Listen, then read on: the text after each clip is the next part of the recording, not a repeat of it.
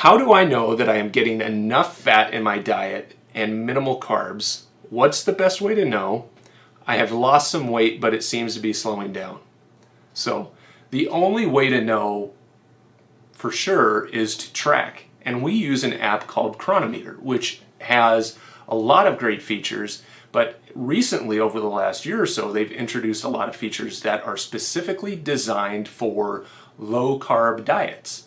So they make it easy to track your percentages, and you can actually tag yourself as eating keto or eating low carb in Cronometer. This is the best way if you feel like you don't know what you're eating every day. If you're just kind of, maybe you're eating keto type foods, but you're still eating kind of mindlessly, and you don't really know, well, maybe I am getting 80% fat, or maybe I'm only getting 50% fat, or maybe I'm eating, severely under eating my calories. Now, why would I say under eating calories? Well, that's really easy to do once you've been on keto for a long time, because fat is so satiating, and even the protein that we get is so satiating that a lot of people don't eat enough food, and that can actually be one of the reasons you're plateauing, is because you're slowing down your metabolism by not giving yourself enough food. You're kind of living in that zone of you're not fasting and you're not eating enough. You're kind of at I don't know how to put it, but like a bad calorie deficit, like it's too much. Now, if you were eating 2,000 calories a day on a standard America diet, and then you went to 1,800 on a keto diet, that's totally fine. But we wouldn't want people eating consistently just 1,000 calories a day, because I don't feel like that's enough food. That's not enough fat. Now, you can cycle a lower calorie day in every now and then, but you do want to be making sure that you're getting enough calories every single day. And the only way to really know that is if you are tracking with something like Cronometer. There's also something like MyFitnessPal where you can track, but we just happen to prefer my Cronometer because it does everything we want it to. We have some stuff already built out in Cronometer, and it's just easy for us to use. The other thing is, what's the best way to know I have lost some weight, but it seems to be slowing down?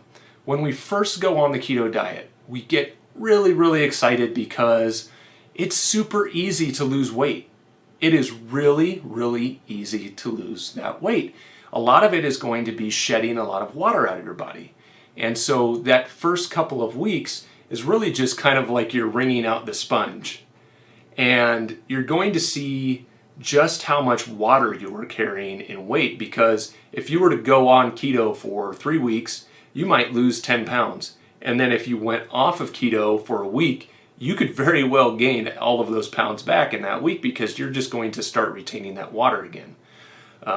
So there's a signaling pathway in the renal system, which is your kidneys, that is kind of drowned out when we're on carb-addicted diets, right? And that signal is what tells our kidneys to kind of expel water. Well, when we go on ketosis, that signal is amplified and can be heard again, and tells the kidneys, hey, go ahead and dump that water, you don't need all that water. And so it flushes us out, and that's where a lot of that initial weight loss comes from. But people see that weight loss slows down eventually, and they might get discouraged. Well, that's perfectly normal to see things slow down after a period of time. It's even perfectly normal to plateau after a certain amount of time. All it means is that you're a human being, and maybe you got busy and you just stopped paying attention, and now you're plateaued. You're not putting on weight anymore, you're not taking off weight, but you sure would like to lose some weight again. So now would be the time to look at something like Cronometer, go back to what made you successful in the first place, and just dial it back up, right? The other thing to do is, if you're not working out, is to get a workout plan started. Exercising and strength training is one of the best ways to extend your life, to make yourself healthier. And don't do it for the weight loss. Do it for the health. It has, the pounds come off as a byproduct of that workout, but do it for the health. Do it to prevent cardiovascular disease. Do it to prevent cognitive decline. Do it to reduce your chances of having a bad bout of the flu or maybe even coronavirus if that's something that's going to happen. Being in physical, a good physical shape is a great way for your body to fight off disease. And that's all kinds of disease state, everything from metabolic disorders to viruses and bacteria.